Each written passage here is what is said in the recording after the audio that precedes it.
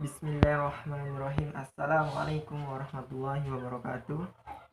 Pertama-tama perkenalkan, nama saya Ismail. Saya dari Prodi Pendidikan Matematika semester 4. Di sini saya akan membahas tentang materi riset dalam pendidikan. Riset dalam pendidikan ini terbagi menjadi 3. Yang pertama itu pengertian pendidikan, yang kedua itu karakteristik ilmu pendidikan, dan yang terakhir itu riset dalam pendidikan. Kita bahas yang terlebih dahulu. Yang pertama yaitu pengertian pendidikan. Dapat kita ketahui pendidikan itu seseorang mengembangkan potensi atau bakat yang dia bisa agar menjadi lebih bermanfaat di kedepannya. Contohnya seperti saya mengambil matematika karena saya hobi atau minat di pendidikan matematika. Dari SD saya suka matematika, SMP begitu juga SMA. Di sini saya terus mengembangkan potensi-potensi saya yang ada di pendidikan matematika itu tersebut agar saya mendapat nilai memuaskan atau lebih meningkatkan lagi wawasan saya tentang matematika itu tersebut. Yang kedua itu karakteristik ilmu pendidikan. Karakteristik ilmu pendidikan sini terbagi menjadi 2. Yang pertama itu ilmu pendidikan. Ilmu pendidikan adalah ilmu yang mempelajari secara sistematis atau sistematik, terurut, terstruktur. Yang kedua itu ditinjau dari segi sifatnya.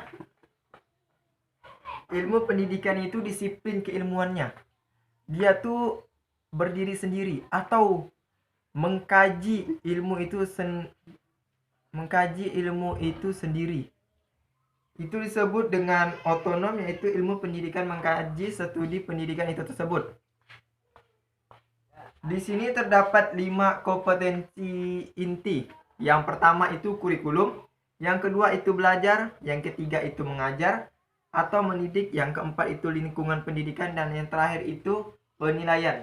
Di sini saya akan membahas kelima ini tersebut, cuman tidak secara rinci. Saya hanya menjelaskan atau memaparkannya saja. Yang pertama itu kurikulum. Kurikulum itu berkenaan dengan ditinjaunya dari segi interaksi itu tersebut.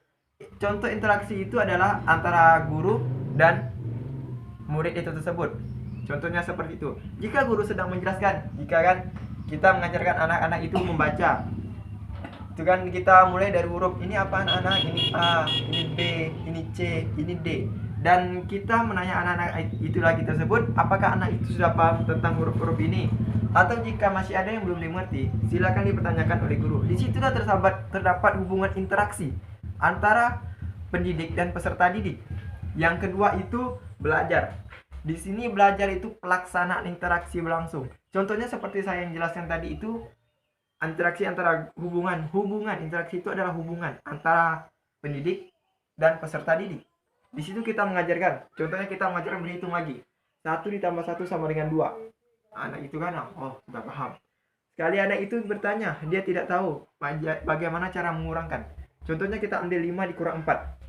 Kita bisa menggunakan jari seperti ini kan. 5 dikurang 4, kita ambil 4, ini 5, kita kurang 4. 1, 2, 3, dan 4. Sisanya hanya 1. Disitulah jawabannya 1.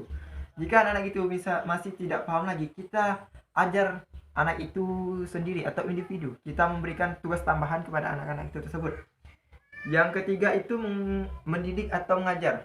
Kurang lebih sama dengan belajar. Mendidik sini lebih ke guru itu tersebut. Bagaimana guru itu tersebut mengajarkan teori-teori atau ilmu-ilmu itu kepada murid-muridnya tersebut. Jika anak-anak itu tidak mengerti, maka guru harus berpunya wawasan atau pemikiran lebih kreatif lagi. Bagaimana upaya guru itu tersebut, bagaimana anak itu tersebut bisa menangkap atau cepat memahami pelajaran yang diberikan oleh guru itu tersebut. Atau kita memberi tugas tambahan seperti PR atau mengajar les, suruh anak itu les. Contohnya seperti itu. Yang keempat itu lingkungan pendidikan. Lingkungan pendidikan di sini adalah situasinya, situasi interaksi antara murid dan guru. Situasinya itu adalah keadaannya apakah memungkinkan anak itu. Jika anak itu bandel, nakal, kita jadi seorang guru itu kita harus berpikiran situasinya seperti apa. Kita harus menangani masalah itu lebih rinci lagi atau mencari sumber masalah anak tersebut. bagaimana anak tersebut menjadi nakal, kenapa dia malas. Kita harus telusurinya ke yang pertama itu kita susir oleh keluarganya di rumahnya, bagaimana anak itu di rumah, gini keadaannya gini dan sebagainya. Yang terakhir itu penilaian. Penilaian di sini itu seberapa jauh anak itu menangkap pembelajaran diberikan oleh seorang guru itu tersebut, atau penilaian akhir belajar, yaitu contohnya seperti mau kenaikan kelas, di situ kita melihat nilai-nilai anak tersebut, seberapa jauh anak itu meningkat atau lebih menurun lagi.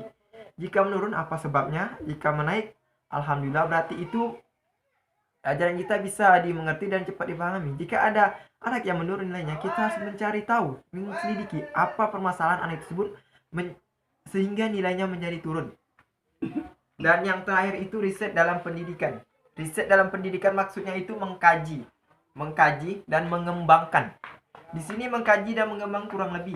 Karena mengkaji di sini tersebut, kita harus mengkaji apa yang mau kita sampaikan terlebih dahulu kepada murid-murid tersebut. Seandainya kita harus belajar dulu, kita harus memahami, mengkaji apa maksud materi ini tersebut.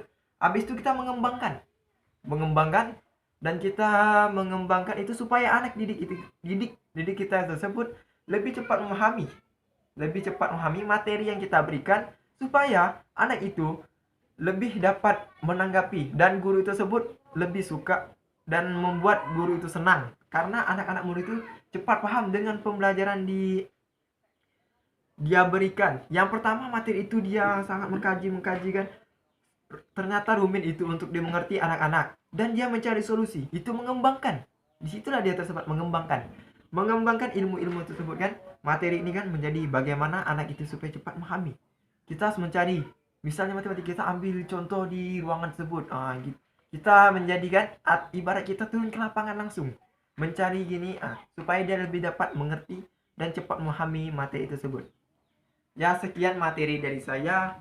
Jika ada kata-kata yang salah, itu berasal dari saya sendiri, yang benar itu dari Allah Subhanahu wa taala. Sekian dari saya, wallahu muwaffiq ila aqwamit thoriq. Wassalamualaikum warahmatullahi wabarakatuh.